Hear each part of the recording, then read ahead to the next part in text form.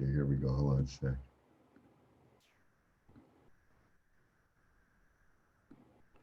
Dearest warrior sages, this morning I have a very revered elder, a man of great heart, a man of great inspiration and power. This is Dekshi Phil Lane Jr. And Dekshi means uncle, and he taught me this. He received me with such open-heartedness as an uncle. And Chief Phil, I'd love you to share about your story in a moment. I just want everyone to know here that in the encounters I've had, my spirit has been lifted. You've just poured such wisdom and clarity and power in my life. And you've inspired me to become even more of the best I can, especially during these times. So this circle here is a group of warrior sages, those committed to creating a better world for themselves, for humanity, for all of our brothers and sisters. So welcome so much today. I'm very honored to have you. Everyone is we're very grateful to have you today. So thank you so much. Thank you so much, Toshka. Toshka. please start us off with a prayer, Yeah, most certainly. I would just love to on this beautiful, beautiful morning. Oh, Creator, most beloved one, all powerful one, most kind one, most compassionate one, ever forgiving one. Oh, Ancient of Days, most ancient way, we call upon your holy power at this time. With great thanksgiving, we welcome all our ancestors from the other side camp who are closer than our closest vein. We might join our hearts together in this very sacred day of the fulfillment of all our sacred prophecies. We call upon all the tribes and nations of the east from where comes the red sunrise to come together in unity and harmony and peace. We call upon all the tribes and nations of the south from where comes new life to come together in unity and harmony and peace. We call upon all the tribes and nations of the west from where comes thunder, lightning, and rain, and call upon them to come together in unity and harmony. We call upon all those tribes and nations of the north from where comes the white snow to come together in unity and harmony and love.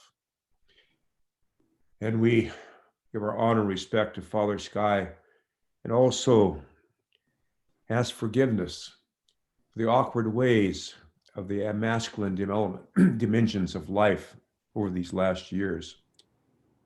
And know we humble ourselves before our beloved Mother Earth, while giving thanksgiving to our fathers, our grandfathers, our brothers, our uncles, our sons, our grandsons, all our relatives, giving respect to our beloved Mother Earth, to all womankind, especially remembering this morning and every day our beautiful mothers, who, if only they gave us birth into this sacred life, gave us the most sacred gift of all, as well as our fathers.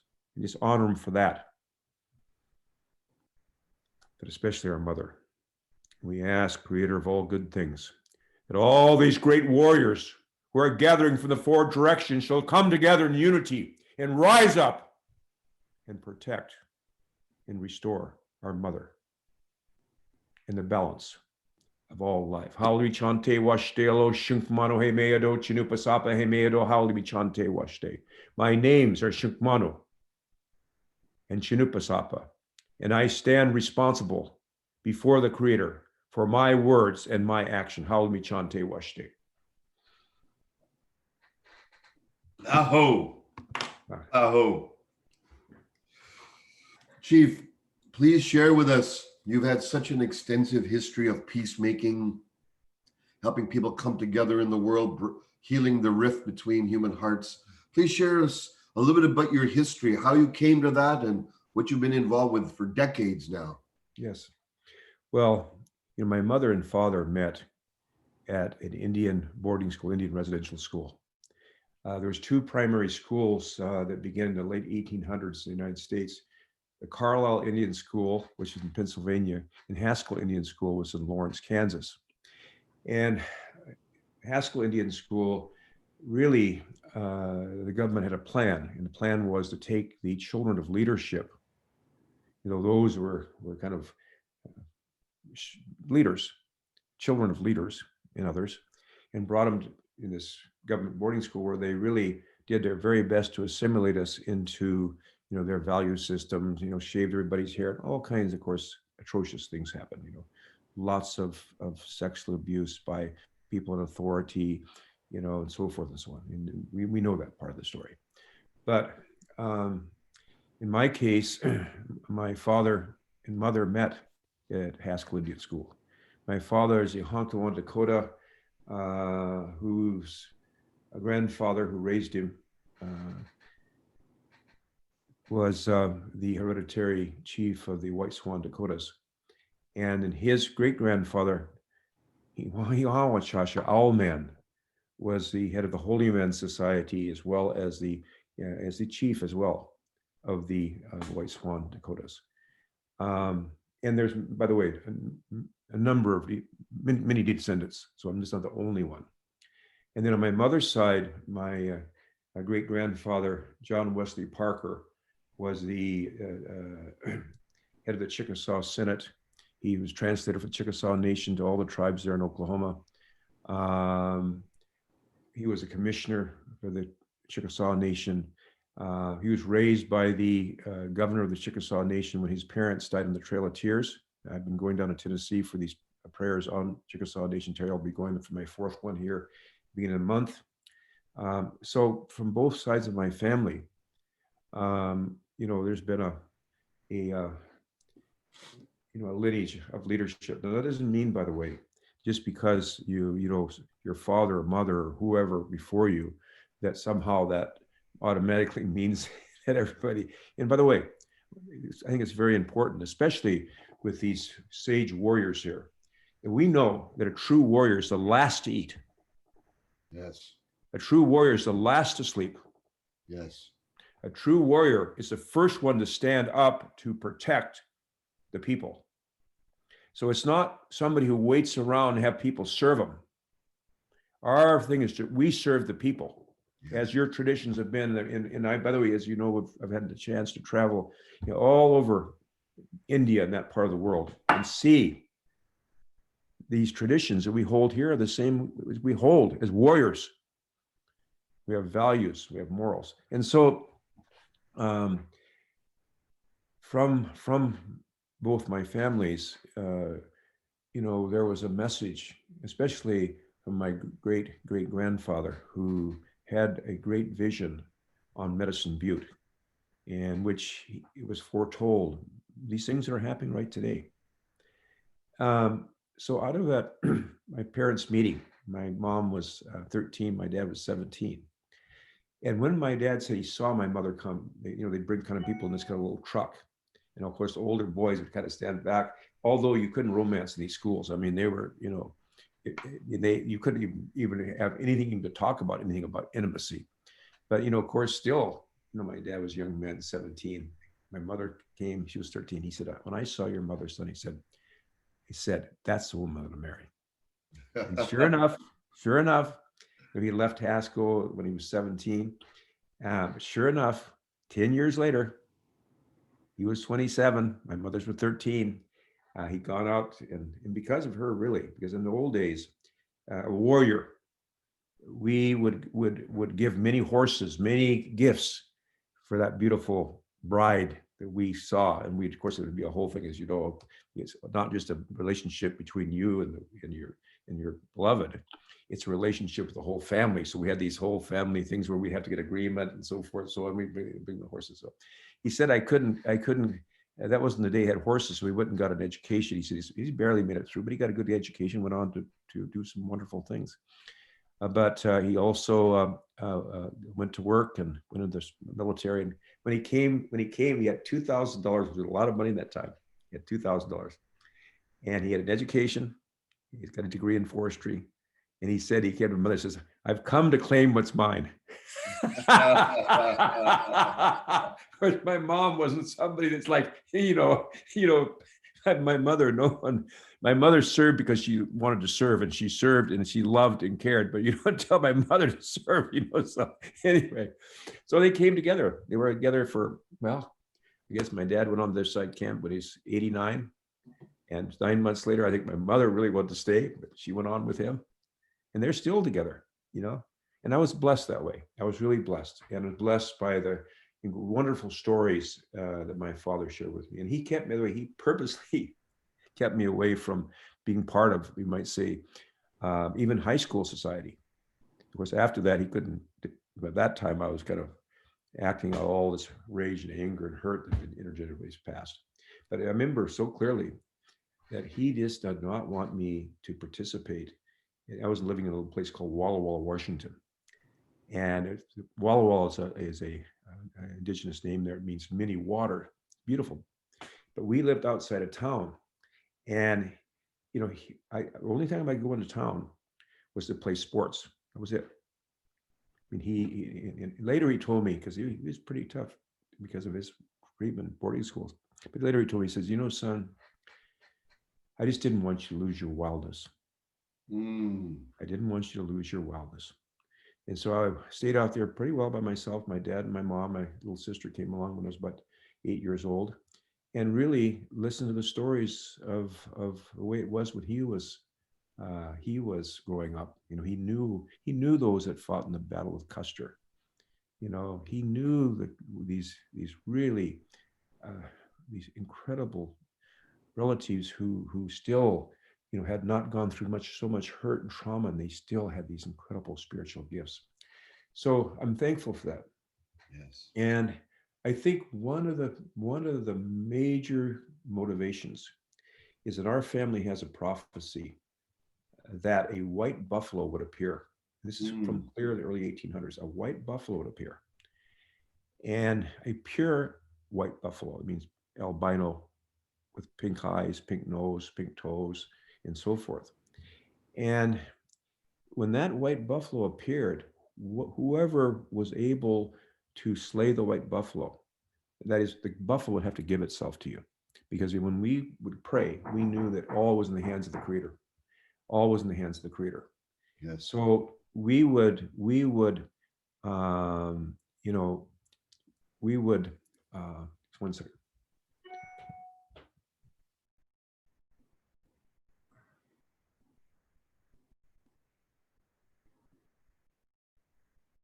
Sorry, somebody just came by. But in that prophecy was fulfilled. Yes. I'll share that video, which I, for the first time, share that story publicly. But that prophecy said, those that slayed that white buffalo, they would make it through this wintertime. They would make it through this wintertime. And there's many that are party to this, say, recipients of this prophecy, both Hunkpapas and Hunkpapas and Ihanktawas and others. So, let's stop for a minute. Yes. Stop for a second. Yes, absolutely. Yeah. The reason why somebody's here and there's not anybody to answer the door, let me just, otherwise. No, all good. All right. Okay.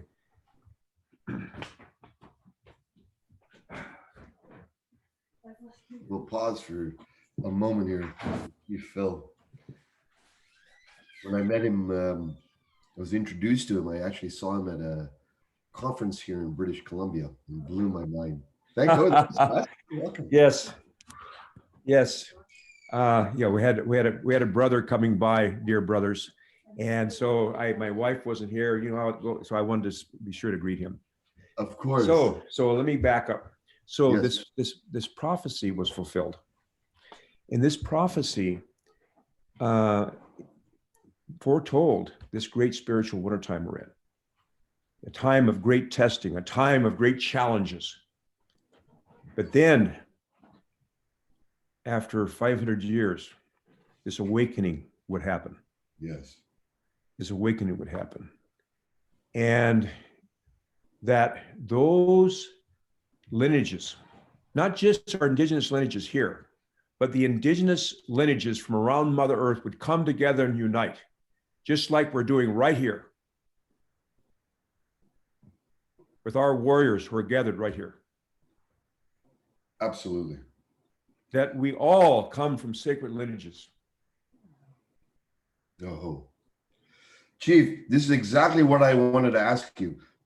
From your experience, from your understanding, we have so much turmoil going on right now, uncertainty on many levels, right? Politics, COVID, economy, environment. What's happening on a spiritual level for all of us right now? Can you give us a viewpoint from your understanding? Yes. We are in the process of the greatest transformation spiritually that's ever occurred on Mother Earth to this time in history.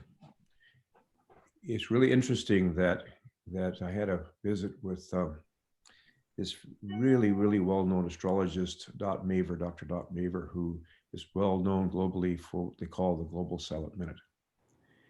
And there was this urgency to go to these ceremonies down in Chickasaw Nation territory in Tennessee, beginning on November 2nd. It was just so key. This was spiritually being felt by Indigenous people everywhere.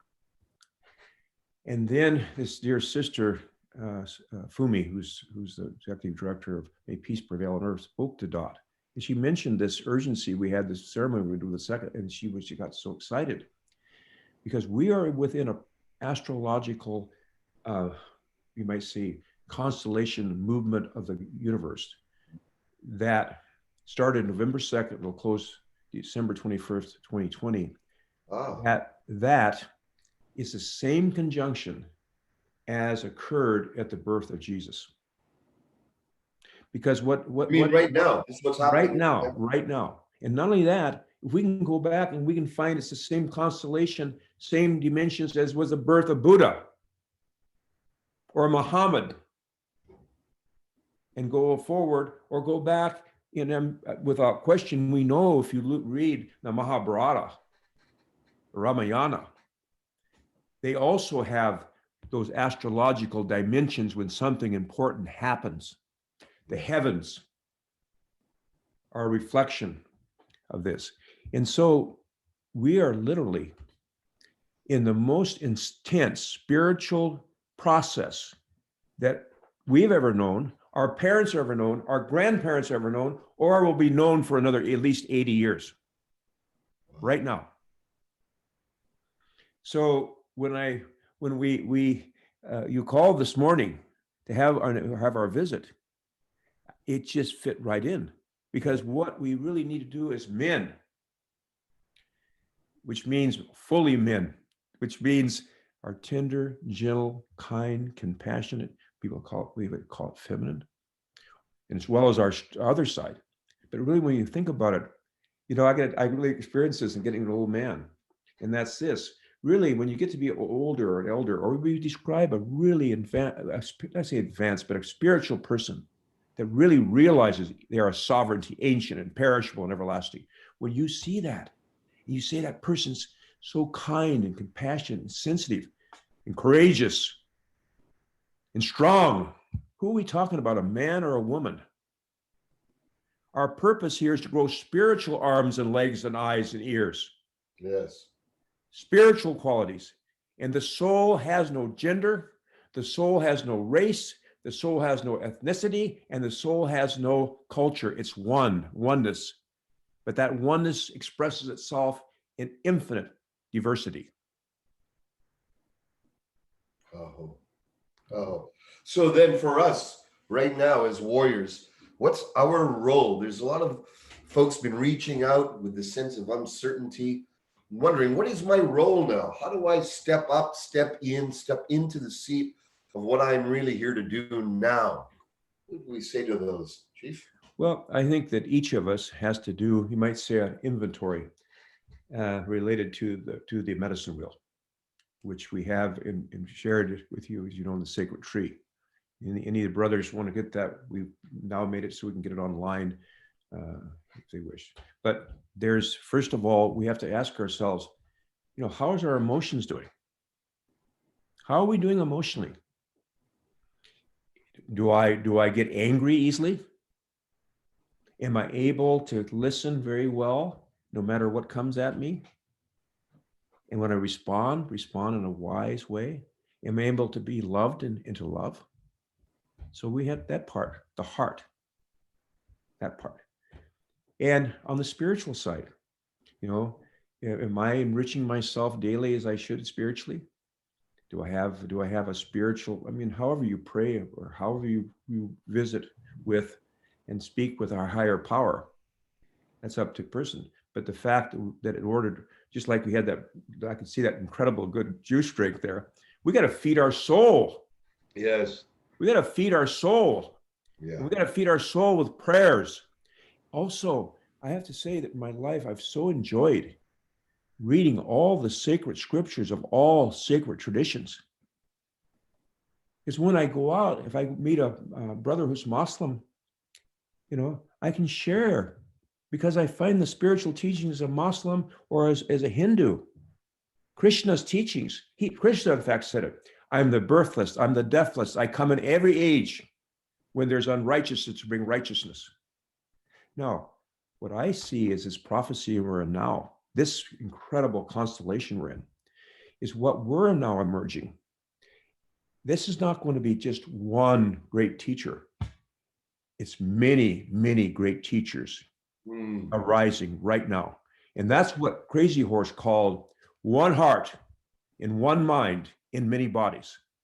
And that's what's happening, because there's never been another time on the face of Mother Earth when so many people have been awakened and are awake and know we're unconsciously going through this change. Absolutely. Okay, beautiful. So we have to embrace our spiritual nature, do an inventory right now. Our emotional, spiritual, and also physical. Right, yeah. Physical. I hurt my back. I was riding a horse here back a year and a half ago last Easter, and I really hurt myself because, I wanted to kind of show off in a way that I could still ride a horse. The stirrups were too long. Instead of shortening up the stirrups, which I know it could have done, they said it couldn't. My ego, but also I like to ride horses, but hadn't ridden for about 35 years. I took off, and of course, because then my stirrups were too low, I went off that saddle and come bam. So, I gained up to 212 pounds. Now you see me, it was more my belly. In fact, when I lay by my side, I thought somebody's laying in bed with me. It's just my stomach. I have to be really honest to God. I thought, oh, no, it's my stomach. And so, and really 76 winters, you guys gonna get tired. And I said, just a minute now. Hey, just a minute. Am I going to check out of here like this? So I was really happy this morning. I weighed in 165. 212 to 165. I don't know what that is, but it's a pretty good drop. That's awesome. Yeah. So I have a daily walking. I'm completely vegan. Awesome. I'm completely vegan. Now, by the way, I'm not saying everybody has to be a vegan. I'm not saying I had my DNA looked at and so forth. But for me, but you have to be careful. You have to study so you get enough the protein. But I feel so much better. Yes. And then I'm lifting a few weights. Yes. And I'm looking forward to you're going to show me a few. Yeah, we're going to do some jiu-jitsu together. Little jiu-jitsu moves, So we have to look at ourselves physically, but then we have to look here mentally. And I remember this elder told me one time, he says, he said, tonksha, I said, grandson, you're never going to solve all your issues through your intellect. Because for every problem the intellect solves, it creates 10 more. That's the nature of the intellect. That's the gift of the intellect. He says, it's only when you open the heart and your tears flow. And he said, are you going to be able to solve the issues? But he said, remember this. He said, the longest journey in the world is from here to here. From here to here. Yes. And once you get those connected, then spirit speaks.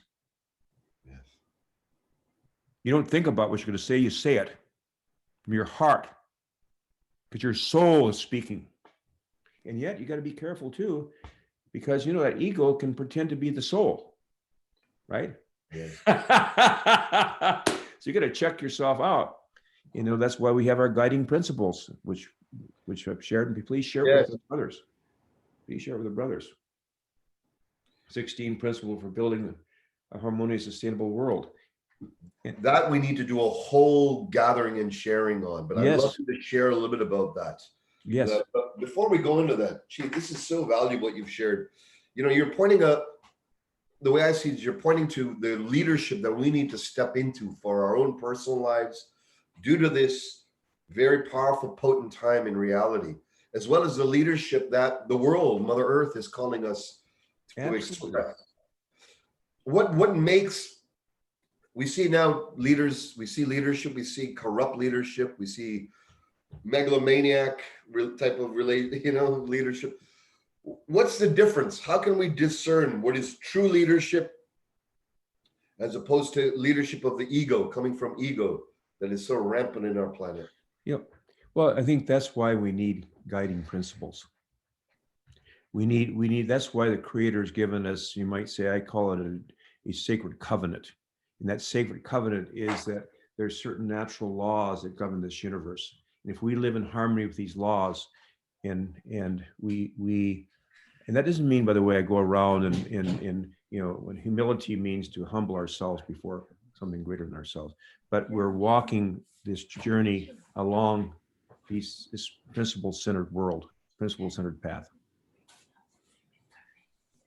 Can you share about, can you give us some of the potent, you said there's 16 guiding principles.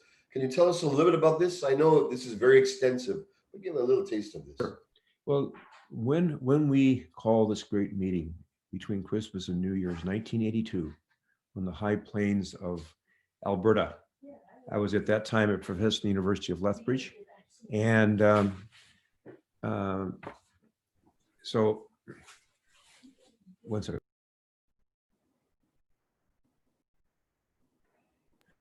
Okay. We had this gathering of elders, and in their consultation, after 4 days and 4 nights, we distilled it. And what they really said was, in essence, they said, this universe we live in is organized according to certain natural laws. These physical and spiritual laws are inseparably connected. They said the physical laws are easy to understand. If you drive a car 100 miles an hour into a concrete wall, you're going to get smashed up. If you jump off of a building 10 stories high on your head, you're going to get a headache. If you drink a glass of arsenic, you're going to get a stomachache. Those are natural physical laws of the universe, but just as real. In fact, underlying these physical laws are spiritual laws, spiritual principles. And at that time in 82, they gave us 4 to work with. First of all, development comes from within. Others can help and assist, but it must emerge from the individual, the family, the community, and so forth. So that's one. So I can't, what I have to do as a good leader is I have to encourage you to be able to find your gifts, your talents, to encourage you, because it has to come from with you. I can help and assist. But how do I do that? By loving and supporting you. Another one, no vision, no development. Developing people, we need a vision of possibility, whether it's a vision for ourselves, our family, our community, the nation, for the world. No vision, no development. Another, no participation, no development. Everybody has to participate, from the oldest child to the youngest child to the oldest adult. No participation, no development. Another key one, no unity, no development. No unity. And another one, we're spiritual as well as physical beings. We're spiritual as well as physical beings. And another, there is a moral dimension to development. You cannot build our life on lies, on conceit, on greed. Nor can we build a society on these foundations. It has to be built on those spiritual qualities of kindness, compassion, love, and justice as well. Yes. So there's 16. What happened was the first gathering we had 4 days came with 4. We had a second gathering 4 years later in 1987, and we brought 100 elders together. And these 100 elders, we then distilled to 7. And to give an idea of that discussion was we began arguing. I wasn't part of that argument, but some of the younger people said, well, where do we start? And they said, some said, we had to start with the leaders. And people said, oh, they're too corrupt. Others said, we have to go to the grassroots. They don't have enough power. And then finally, one of the elders said, where in the world did you ever learn to think either or? Where's you going to think like that? You got to have the top down, bottom approach. And that this is where the understanding we had to be able to have a spiritual foundation came from. Because what was happening, we're in our communities, and we'd come to a community where let's say they wanted to, in fact, they stopped alcohol being used because it was destroying our people. And so the teacher said, well, I can go get drunk on the weekend, or I can go, start Coke or whatever. That's all. I mean, you have no, and then the elders said, no, it's unescapable. We need to build our lives on values, kindness and compassion, respect, honor, integrity. And that's the path of the warrior too. In all traditions.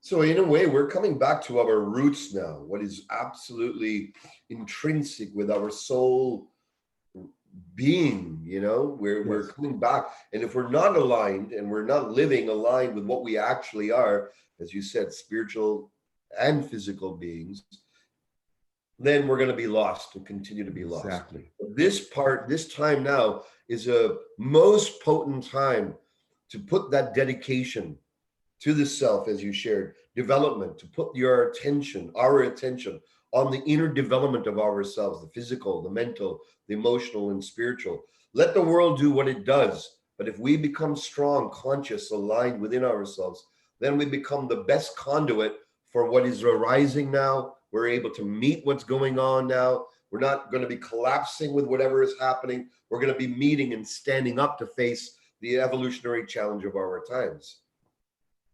Yes, absolutely. And I think that you really, really summarized this so incredibly. Thank you. Very well. Chief, you come from, the indigenous peoples here. There's many cultures that have had so much trauma. This, in the work that I'm doing in one of my academies, Accelerated Evolution Academy, we're seeing there's so much trauma in everyday life. And then there's individual, and then there's generational trauma. Yes. And that can really hold us back from becoming and feeling the fullness. Absolutely. Can you give us some ideas? How can we heal generational trauma? How can we heal our current trauma so we're not reliving those old patterns? We're creating a new world for ourselves and others. Well, I think the Creator's given us various ways that we can, I believe, heal. Of course, obviously, there's the physical dimension we have to have. And that's where your martial arts come in, or, using our bodies, another way to work through and reflect on what's happening. The other is to be able to accept that the tears are not the pain. The tears are released from the pain. The trembling and shaking is not the fear; it's a release from the fear. When we're really bored and start laughing, it's not the boredom; it's a release from the boredom. So we even know that even our sweat is an expression of how we release. When somebody's really angry, you'll see they'll have a warm, hot perspiration. When they're really afraid, you can shake their hand, you'll feel it. It's cold. So even our body. So I believe that, and by the way, what I'll do is I'll share Healing the Hurts. This will give you an idea. It's a video we made in 1986. It opened up the whole residential school issue here in Canada. It was the first time really that anybody really seen the incredible horror of these schools. And, we went right at it. So my father used to say, son, if you can feel it, you can heal it. If you can talk about it, you can understand it.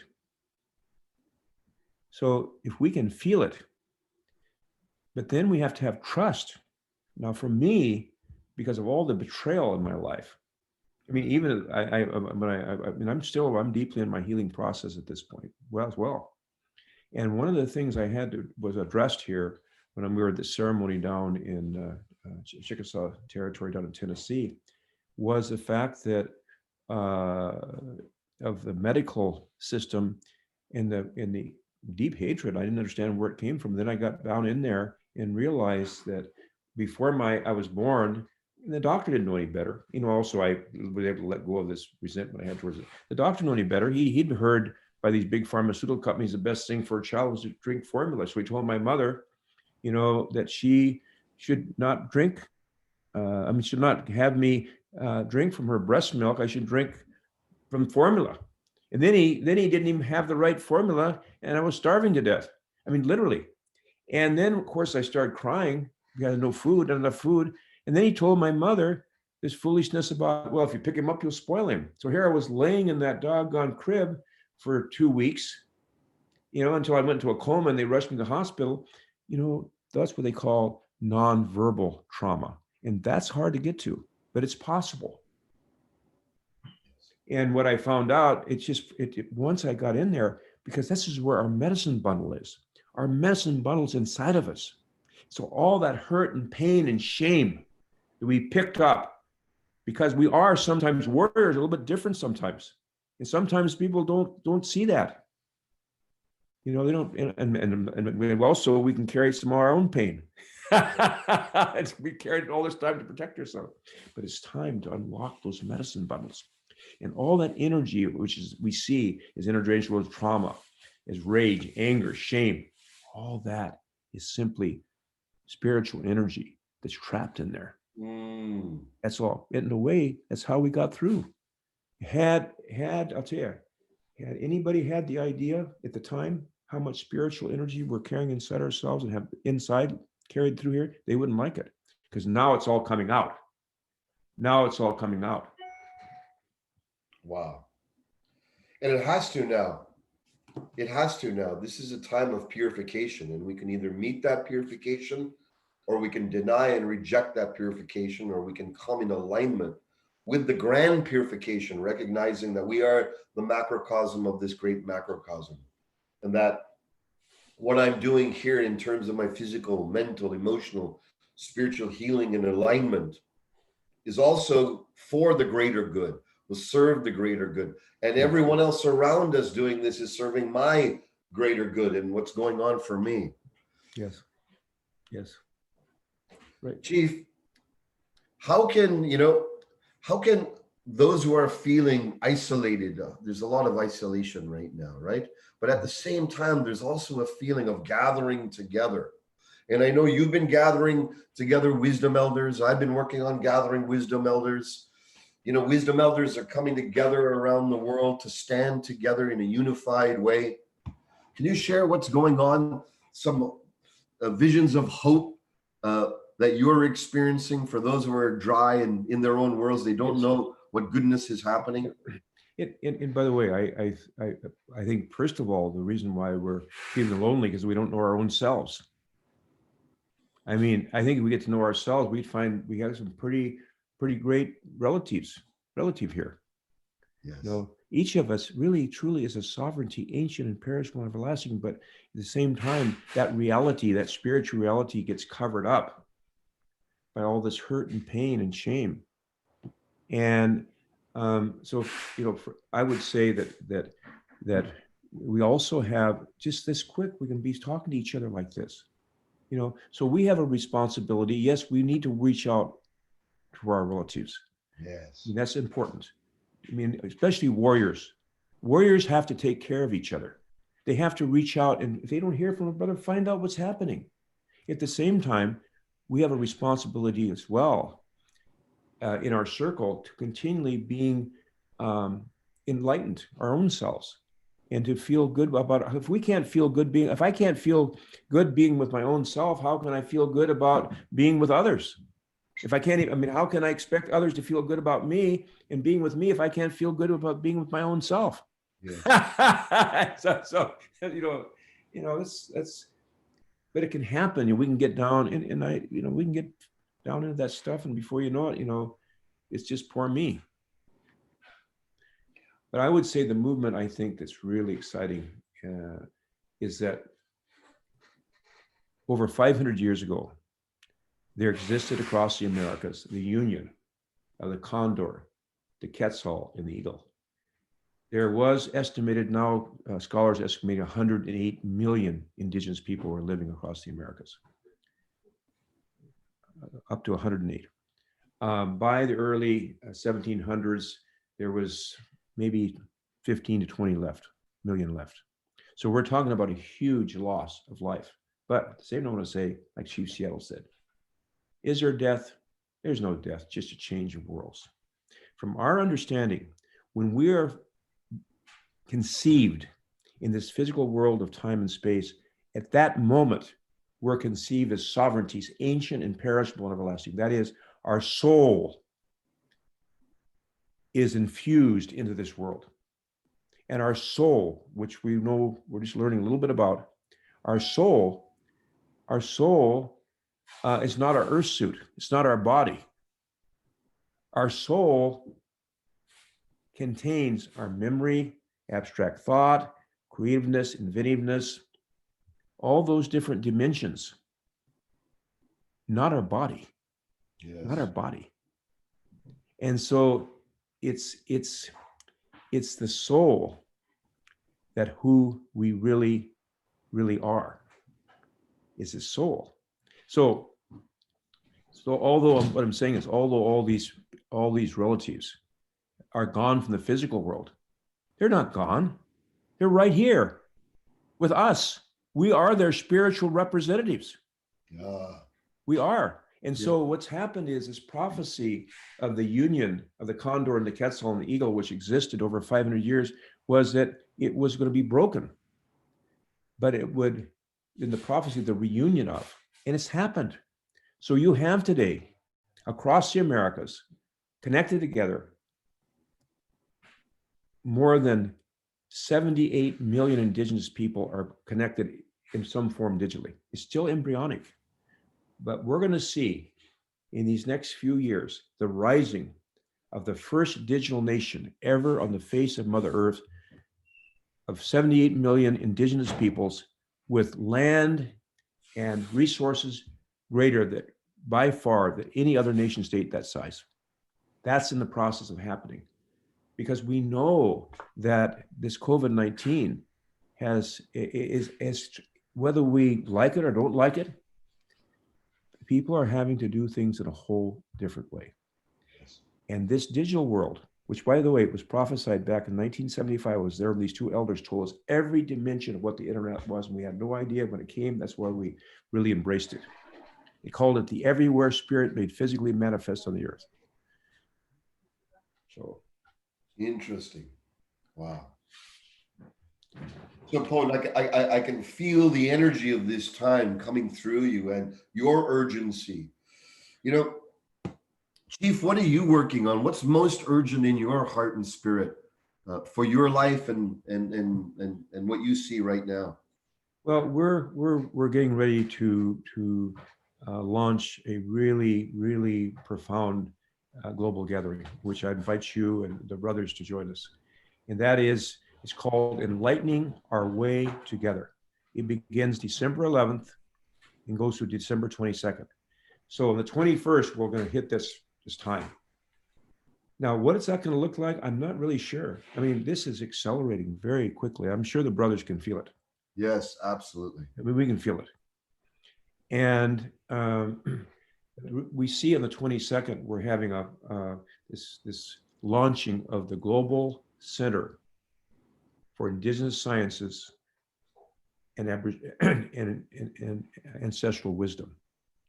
Now that is all about all our gifts we have in this area, including all our plant medicines, which, by the way, there's only a small number of these plant medicines known today. There's plant medicines we have that are way beyond what anybody understands yet. But are being held back because of the fact that they've been exploited by others. But that's going to be protected under this. At the same time, we're launching the Global Commission on Justice and Healing.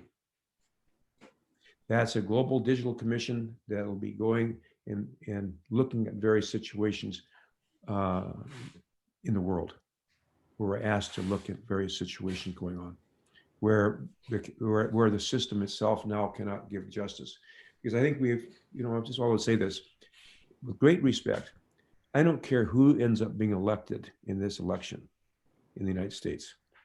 that this unity is going to continue to deepen and deepen and deepen until we realize it's having a spiritual foundation is what is needed. Yes. Partisan politics, adversarial politics is going to keep going us down, down, down, down, down, down, down, down. And we can see. Yes. We can see it. I mean, we've trained more educators, more lawyers, more economists. I mean, our universities are just graduating. And where is the condition we're in? So obviously the way of thinking must be screwed up. Look where it's taken us. Or as you said, disconnected from the heart. Exactly. So these are events. But what I'd like to do is that feel very free to share those things I've shared with you. Absolutely. I'm going to make sure we'll do some sessions on it. We'll share them through all our networks, so everyone can be part of it. What we can do is we can plan to do some actual training sessions, and those relatives that would like to join us, we can set up something like you do some trainings. That would be wonderful. Absolutely. All of those warrior sages are interested. Make a note in the comment, and we'll make sure we include you. Yes. Dekshi, thank you so much for today. There's so much richness. I could speak with you for hours. What's in your heart to share to complete with us today? I would just say this. It's so important to understand the prior unity and oneness of our human family in all life. And the hurt of one is a hurt of all. And the honor of one is the honor of all. And the healing of one is a healing of all. That each of us is a sovereignty, ancient, imperishable, and everlasting. And by 2030, we will see the beginning of world peace as prophesied throughout Mother Earth by all the great seers, by all the great spiritual messengers that have come since the beginning of time. Halimi chante washtelo, shunkmano hemeado, chinupasapa hemeado, halimi chante washte. Bless. Thank you. Bless. Blessings, warrior sages. We have work to do inside and for the world. Aho. Aho. Thank you.